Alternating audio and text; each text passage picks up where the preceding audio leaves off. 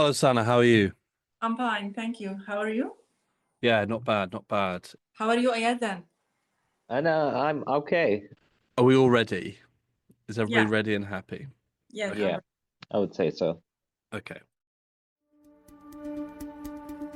The Hamas-led attack of October 7th, 2023 sparked a war that rages to this day. It has forced millions from their homes, injured hundreds of thousands, and killed tens of thousands. It has created millions of stories of loss, struggle, and survival against the odds. This is one of those stories. Sanaa Kamal is a Palestinian freelance journalist from Gaza City. I have been working as a journalist for 19 years. I have produced hundreds of stories about the situation inside Gaza, in particular the humanitarian stories reflecting the life inside Gaza. Like so many people in Gaza, Sanaa's life has been changed beyond all recognition and sanity. My name is Hugo Goodridge. I'm a journalist and producer at The New Arab in London. And last year, Sanaa reached out to me and asked to share her story. Joining me for this story was Yazin Al-Sadi. I am the international correspondent editor. I've been working with The New Arab for more than 3 years now, and I've been working in journalism less than Sanaa, actually. I've been working for about 15 years. This is Sanaa's Odyssey, Episode 5, Exile.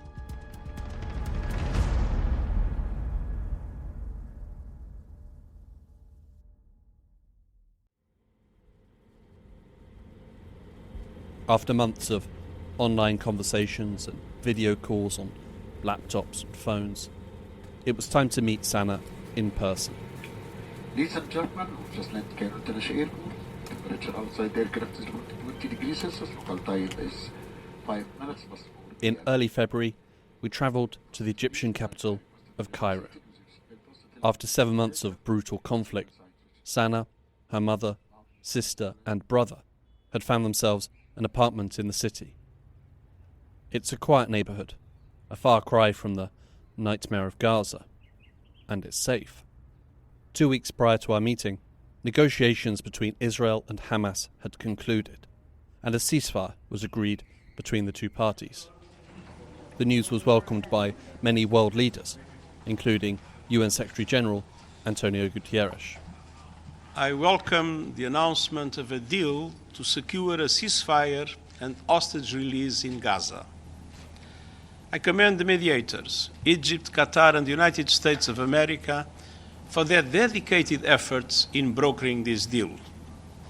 Their unwavering commitment to finding a diplomatic solution has been critical in achieving this breakthrough. It was also welcomed by Sanaa. To be honest, I was so happy because at least the Israeli killing to the Palestinians have stopped now.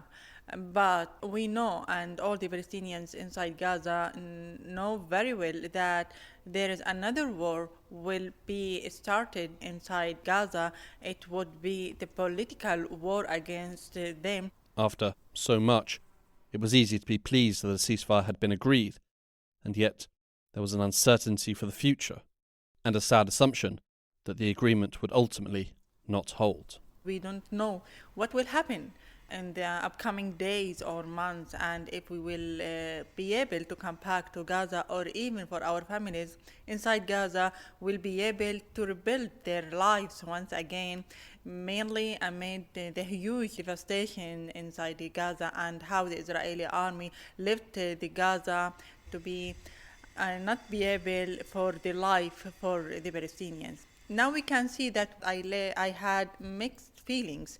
I'm happy for the stop of the killing for our Palestinians, but on the other side, I'm very sad because now we are entered to unknown future for us, either inside Gaza or even outside Gaza. A ceasefire is not a panacea for Gaza's problems. You started by saying that you now feel there's going to be another war, and that it would be a political war against the Palestinian people. What do you mean by that? What does that look like? Yeah, when I said that we have another war, mainly political war against the Palestinians inside Gaza, I mean that we will have another war of preventing the entry of the humanitarian aid to Gaza that would sufficient for the people, for more than 2.2 million people. In addition, the delay of the rebuilding and the reconstruct of the Gaza Strip, as we saw and witnessed after the war of 2014. I remember that the destruction has delayed for many years before the Palestinians be able to reconstruct and to rebuild their houses. Predicting this sort of political war is fairly easy for Sanaa and most Palestinians. It's a story that many of them have lived before. A brutal war causes widespread destruction and exacerbates the humanitarian issues that are present inside the coastal enclave. Then comes some sort of mediated ceasefire deal, and slowly there are efforts to resume or increase humanitarian aid, and then reconstruction efforts, which generally take even longer. When the war following the October 7th attack began, there were buildings in Gaza that had still not been reconstructed since the war of 2021. In spite of the international efforts that brought about the ceasefire deal, Sanaa feels that international support for Gaza is very distant. Now we feel that we are in the corner. We were put in the corner without having any help from other countries, either Arab or even Western countries, because we feel that we are under the dangers all the time and we don't have the right for determination of our fate as people who have been suffering for decades because of the Israeli occupation and because of the ongoing Israeli procedures against the Palestinian people. Sanaa has now settled in Cairo with the members of her family that were also able to get out. Her family has a comfortable apartment, a car for them to travel around in. Sanaa has a favourite cafe and a favourite restaurant for shawarma. As we walked around the city, Sanaa pointed out the buildings and the shops she likes, but everything is punctuated by Gaza. On the walls of her apartment is a map of Palestine, and a television silently shows rolling news coverage of Gaza.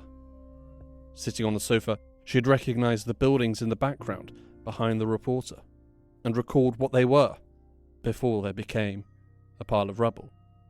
She told me that the coffee in Egypt is nice, but better in Gaza. Her favourite restaurant in Cairo serves shawarma, but not the Egyptian style. It's served in the same way they do in Gaza. Sanaa told me that she loves Cairo, and she was happy to have me visit her there, but that next time we'll meet in Gaza. There is a clear sense of longing. I feel all the time that I did a big mistake when I decided to leave Gaza. Now, Really? yeah, I did a big mistake because it's not because I'm a journalist, but because I'm a Gazan woman.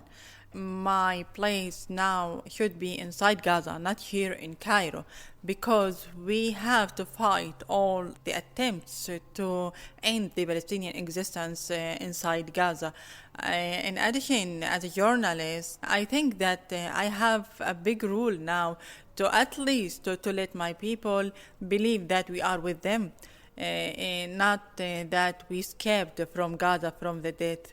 Yeah, I did a big mistake, and I don't know how can I come back to Gaza because the borders are closed. But I decided once the border opened, I will come back directly without thinking of anything, because we have to confront the huge project that has established by Trump and Netanyahu against us, even if the whole world ignored us, but we can do that by ourselves. I understand where you're coming from, saying you should regret leaving. But at the same time, I'm very pleased that you did leave for your own safety and the safety of your family. What if you can't go home? I don't have any answer on it because I don't want to expect such such position. I cannot stand such position and to live, because it's very hard for you to live on other area, safe area. Okay, I'm in safe area now, while your country is under dangerous, under the expanding, and maybe the Israel. Yeah, the most controversial for me is now Trump is saying that he will take over Gaza. So we talking about a new American occupation. It's not Israeli occupation, but we will have another American occupation. And this is position is very crazy for me. Why? Why should I live under the American occupation? No, I have to come back to my land and to be there and to live inside tent. Yeah, I love to live inside tent. Now I can say that because I did and I experienced living inside tents. Okay, it's okay for me now, but I will never accept to allow either America or Israel to take over my lands. With the return of Donald Trump to the White House, US policy has shifted. Under Biden, Israel enjoyed total support. With Trump, they have the same level of support, but without the pretense that they care for human rights or international law. I do see a long-term ownership position, and I see it bringing great stability to that part of the Middle East and maybe the entire Middle East. And everybody I've spoken to, this was not a decision made lightly. Everybody I've spoken to loves the idea of the United States owning that piece of land, developing and creating thousands of jobs with something that will be magnificent. Comments like this from President Trump were derided by world leaders. They were described as nonsense, incomprehensible, and a plan for ethnic cleansing. But for Sanaa, they are believable. And that we noticed through Trump's statements against the Palestinian people, and we believed that Trump will do that, will deliberately do that, and will delay the construction of Gaza just to let the Palestinians inside Gaza to feel that the land became unbearable for life for them and for their children. Statements like those made by the president aren't ridiculous to Palestinians. They have witnessed a genocidal war. The prospect of Gaza witnessing ethnic cleansing is not a wild leap of the imagination. The war that was sparked by the Hamas-led attack of October 7th is generally described as the war in Gaza. This is accurate, at least in part. There is a war, and it is mostly, although not exclusively, in Gaza. But for Sanaa, she doesn't see this as a war against Gaza. Not the land, but against the people, and not just the people of Gaza. Yeah, actually before the war, we thought that Israel is fighting the whole Palestinian people everywhere, not only in Gaza or even in the West Bank. But now we became believing that Israel is fighting the whole Middle East, not only the Palestinians, because Israel now is trying to establish a new Middle East based on its ideology and based on its interests. So all the time it's trying to expand its lands, starting from the Palestinian lands, and then it maybe will expand its land to Egypt, to Jordan, Iraq, Yemen, like that, because it believes that the Israeli state should be from the sea to the river, and this is the huge Israeli state that the current extreme Israeli government is trying all the time to at least to put the first steps of her, or the first points of its the huge project. That idea of a state from the river to the sea does not refer to the river Jordan, but the river Euphrates, which runs through Syria and Iraq. There are numerous ideas on the spectrum of what an Israeli state should be and what land it should occupy. This idea of spreading across the region is on the more extreme end of that spectrum of ideas. But in recent years, these ideas and an extremist Zionist ideology have moved to become much more mainstream in Israeli politics. Today, far-right politicians who are firmly committed to expansionist Zionist ideologies and Jewish supremacy, hold prominent positions in the Israeli cabinet. And these ideas have moved with them from the fringe to the mainstream, and the region's governments are having to face a new reality. Yazan al-Sadi explains. How these regimes in the region will react is the million-dollar question. I mean, there's a lot of talk, and I've heard it in Egypt as well, where they said they will fight. Will they really? And that's a big question, I think, even for Jordan, right? They're so dependent on U.S. funding or U.S. backing for their protection that will this change? Maybe it will, because, reality is very strange. And a lot of dynamics are happening. The forces in Syria, what's happening in Lebanon, which is tied into the continuation of the ceasefire in Gaza. Because if the ceasefire in Gaza collapses, then we're going to see the collapse of the ceasefire in Lebanon. They're intertwined. You cannot separate them. So it's a very dark time ahead, regardless. I also will have a counter argument. I think this shows the last gasp of the Zionist project. Because in history, whenever an empire or nation state is collapsing, it is the most dangerous and violent times. And I will agree with the Israeli professor, historian Ilan Pepe, who says the same thing. We are witnessing the last stages of the Zionist experiment, which is the most dangerous and deadliest stage. The collapse did happen. Since we sat down with Sanaa, the war in Gaza, as was anticipated, resumed. Israel has also continued to bomb parts of Lebanon. It still maintains a military presence inside Lebanese borders, and has expanded its bombing campaign to include Syria, which it has also seized parts of. Yemen also has experienced Israeli bombs. The war resumed after the first phase of the deal. Israel laid the blame for the collapse of the ceasefire at Hamas's feet, while Hamas blamed Israel. Hamas has some goals it wants all the time to achieve them. The most important for Hamas is just to keep its power inside Gaza, because all the time it's trying to be and to appear for the people, Palestinian people, and also for the other people that it's the strongest power inside Gaza, and it is still keeping its power. If Hamas can maintain control in Gaza, then it will be king of the rubble. Hamas is trying now to at least reconcile with Fatah to have a new Palestinian formation, if we can say that would help it to appear to the world, but not as Hamas, as a union Palestinian government. And after that, it's trying to get recognition from the world for Hamas to help it maybe to reconstruct the Gaza Strip.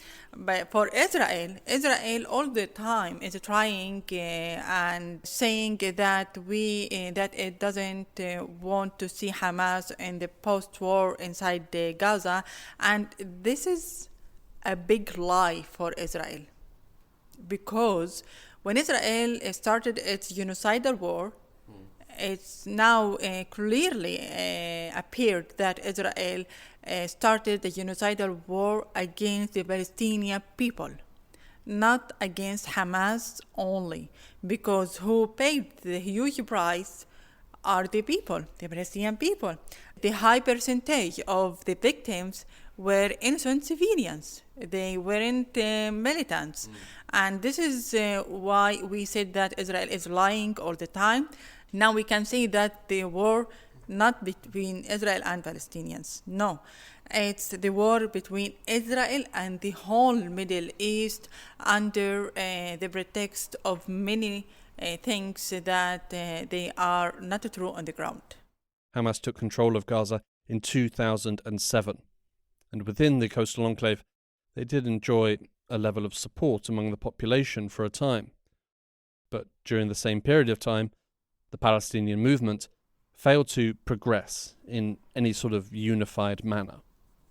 For 17 years, we wanted Hamas and Fatah to reconcile inside the Palestinian territories and to have a united Palestinian formation to confront the Israeli project and the Israeli-American project.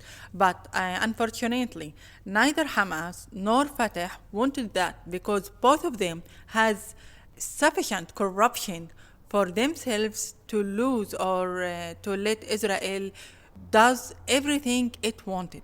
Because can you imagine when we spent 17 years and we called both of them that you should and you must reconcile and you must reunite it once again, and you both must have a united government that would protect us as Palestinian people. The Palestinian people deserve representation. Everyone deserves representation. But for far too long, they have been subject to the whims of self-serving governments. So we can see that Israel is trying all the time to end the Palestinian population in the whole Palestinian territories, but by fighting separately, Hamas for itself and Fatah for itself. And unfortunately, until now, none of them, neither Hamas nor Fatah, has the ability or has the real ability to unite their efforts, because now we can see and we can hear that, okay, Fatah would like to come back to Gaza just as Fatah without Hamas and to enter to take over the power inside Gaza, while Hamas all the time is trying, even on the reality, saying by the military showing that's doing all the time that okay, we have the weapons and we have the power, so we are the only Palestinian formation who will control Gaza. Until now, none of them have decided to at least walk a step forward to the Palestinian issue. Both of them is trying all the time to fighting for themselves only, without the Palestinian issue. And this is the main weakness for the Palestinian issue, because we have two power, Hamas and Fatah, and none of them is trying to at least to join their efforts against the Israeli occupation. Neither Hamas nor Fatah have served the Palestinian people effectively, nor the Palestinian liberation movement effectively. Countless people and organizations have moved the Palestinian movement forward over the years, but the parties that govern the Palestinian people, in a number of ways, have pushed the movement backwards. But at least they have not been dropping tens of thousands of pounds of explosives on them. Only Israel has done that. The genocidal war of Israel has created a new generation, not one generation, maybe multi-generations of Palestinians who will carry the hurt, the hate against Israel. Now we cannot accept the Israelis, because the whole Israeli, and unfortunately to say that most of the Israeli population support Netanyahu in his genocidal war, and they support Netanyahu to end the existence of the Palestinians, and they support Netanyahu to kill the women, children, elderly people, and even to destroy the whole Gaza Strip. Moreover, the radical Israelis raised their voices that they would like and they would happy to reoccupy the Gaza Strip and to establish their settlements inside Gaza over the destruction of our buildings. So can you imagine if it will be, we will have a peace between Israel and between Gaza? I don't think so. Even those who are against Hamas, they will not be happy to have peace with Israel. I will not be happy to have such a peace. For me, I think if we look at history as our guide, in examples like South Africa, French Algeria, usually those that are in power don't want peace with the people they are oppressing, and they are forced to. So I hope, and I don't know, I would like to hear your thoughts, that the history or the arc of justice will bend and force the Israelis to accept a one state where everyone is equal in rights and dignity. I hope this happens.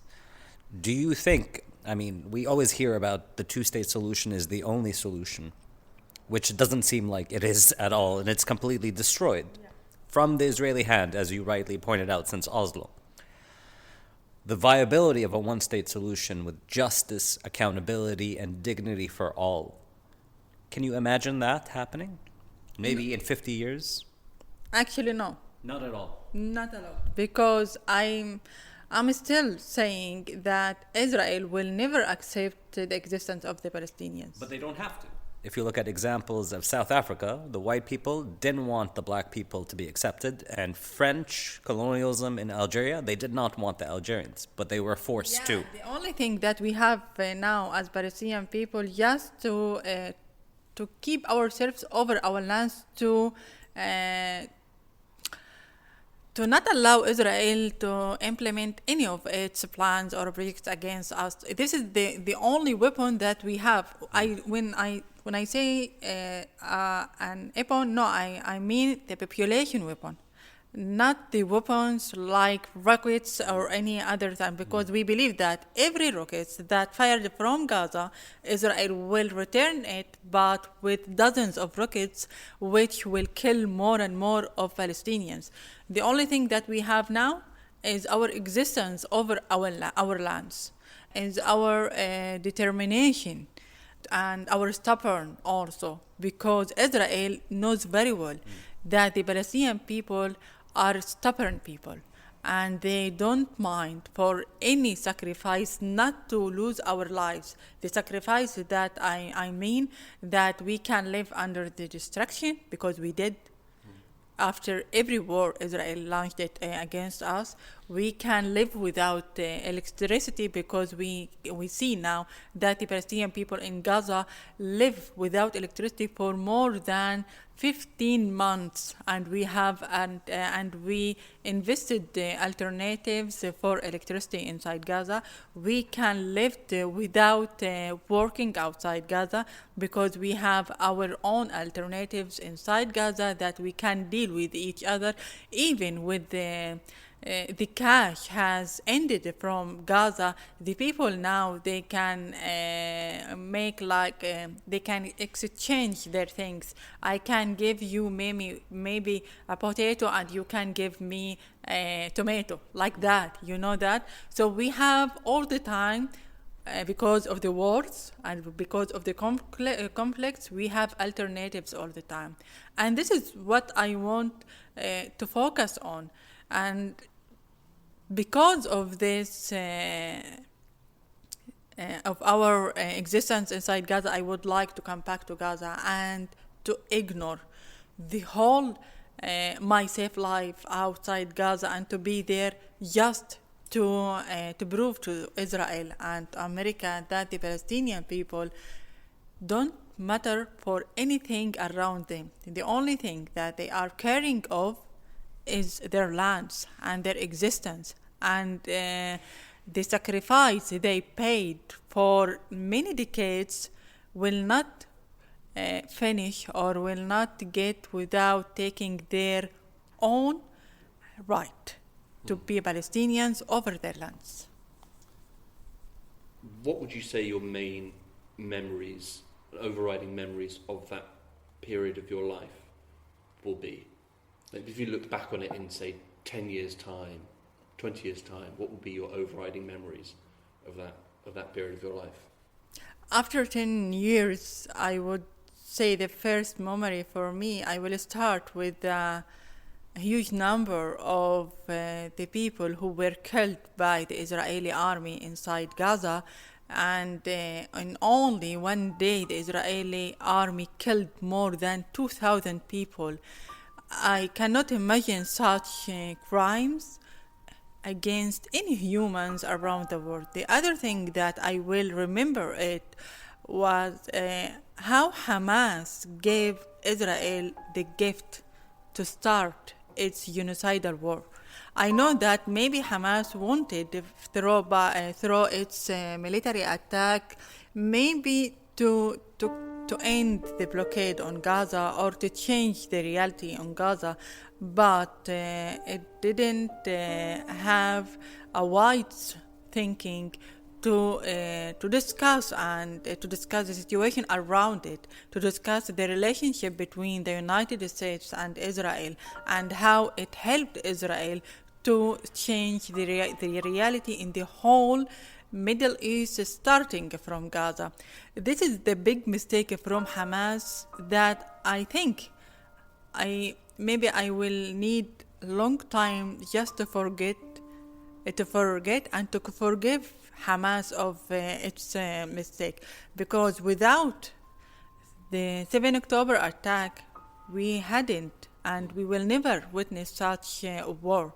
Even if Trump, Biden, any other American presidents would help Israel, but they didn't have any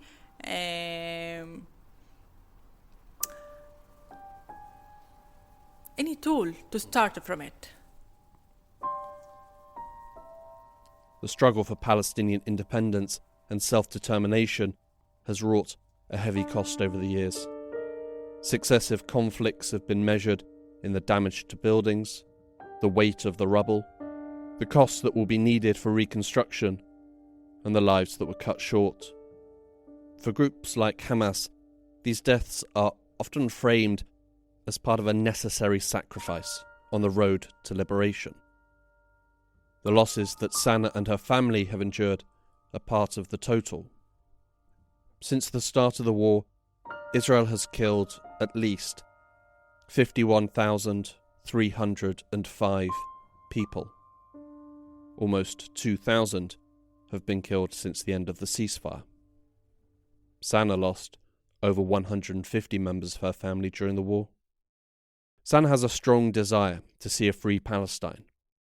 So I asked her how she felt about the killing of her family members. Does she believe that they are a necessary sacrifice to a greater cause?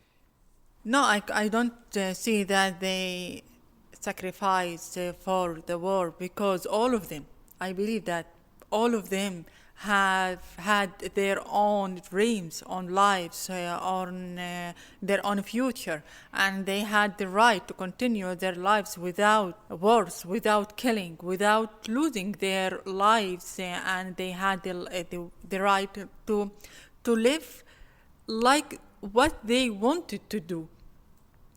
So this is the crimes.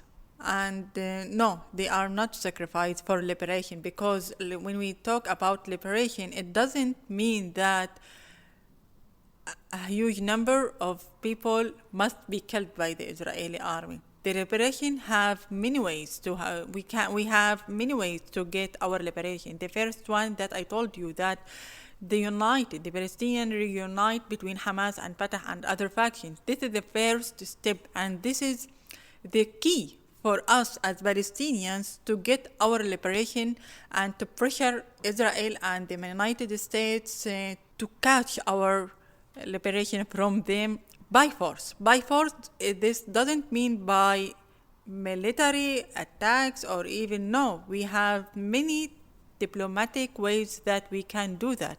The ceasefire between Israel and Hamas opened a brief window that allowed for safer travel. And for the first time since they were forcibly displaced from their home in the opening days of the war, Sanaa's brothers, who are still in Gaza, were able to go back to the family home. My mom all the time is trying to appear to us that she ignored Gaza and she's living now in a safer place. So she wouldn't like to come back to Gaza, and she wouldn't like to see anything of our stuff in our house. But when my brother came back to the north and started to check for some things for us, my mom, the first thing, asked him about the bottles of olive oil. She told him, "Did you find the bottle of olive oil?" He told her, "No, Mom, no." And then he had, and me, and also my sister, we had Palestinian folklore impaired dresses. all the time I'm crying over my dress because it's folklore Palestinian Empire, and this is one of our main thing of our culture, Palestinian culture. Sanaa showed me a picture of the dress.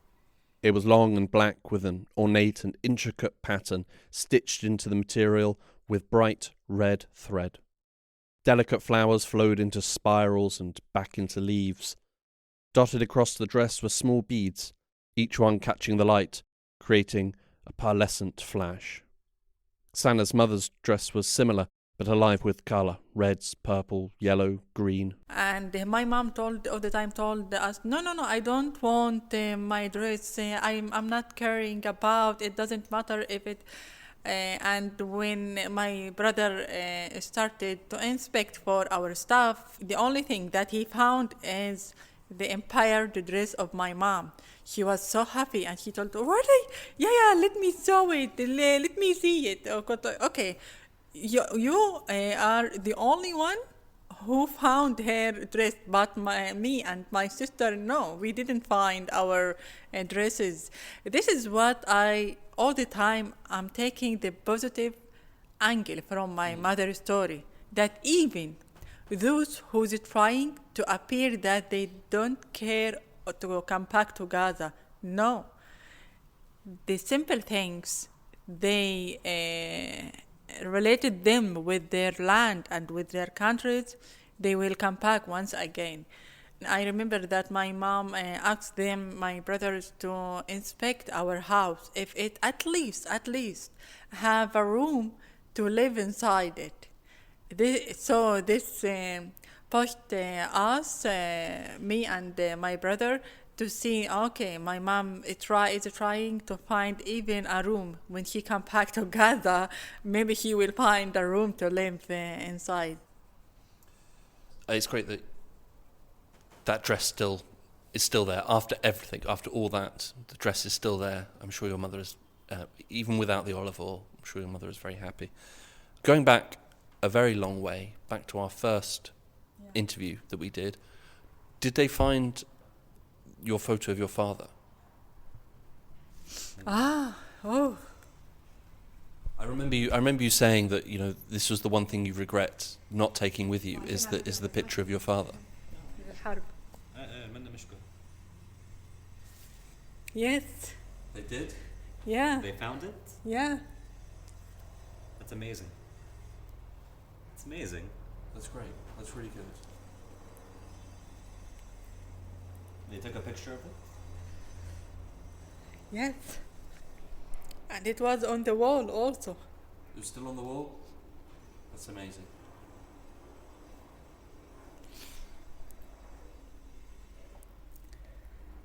Oh. And also my brother went to the cemetery of my father, and he took a picture of his grave all the time. We are talking about 15 months. All the time I'm asking about the tree. It was on his head, beside his head in the grave. And all the time I'm asking them, do you think the tree is still alive there? I don't know why, but all the time. And when my brother visited my father, he found the tree too. And it's alive? Yes. That's great. That's amazing. That's great. So good to hear. That's really nice.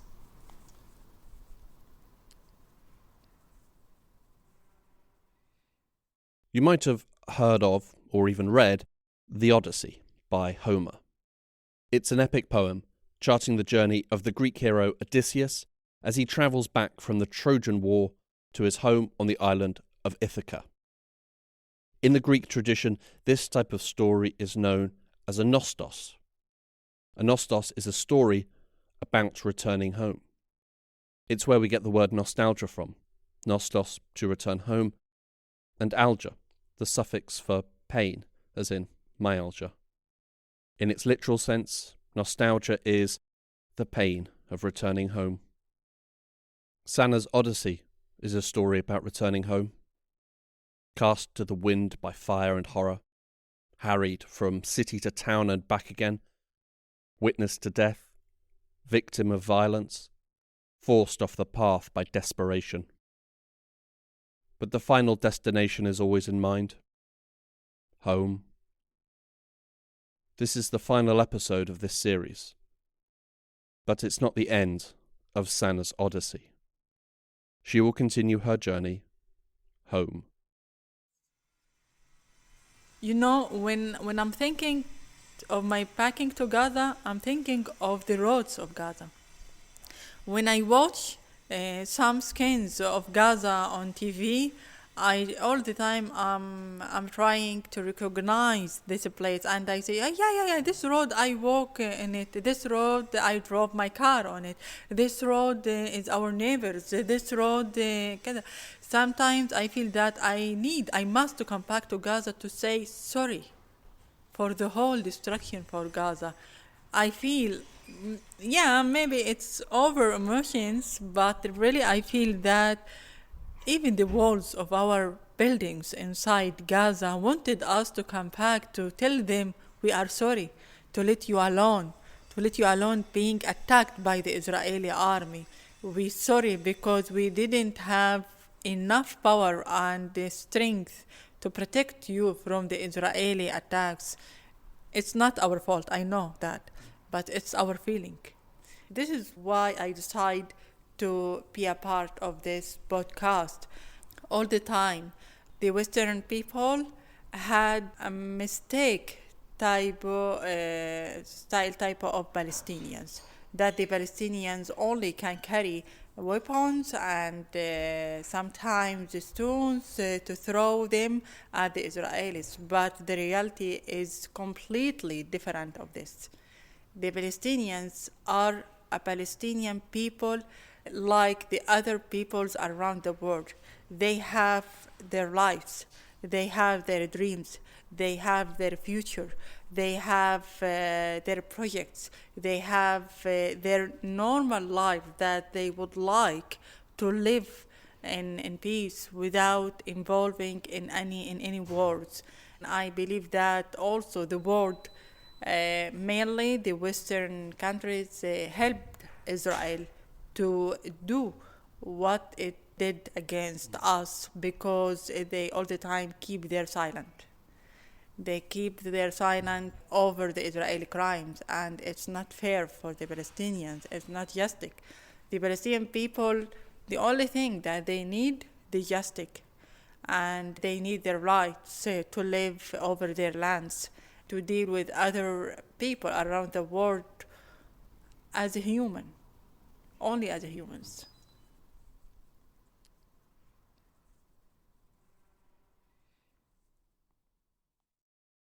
You have been listening to Sanaa's Odyssey. It was written and produced by me, Hugo Goodridge. It featured Sanaa Kamal and Yazan Al-Sadi.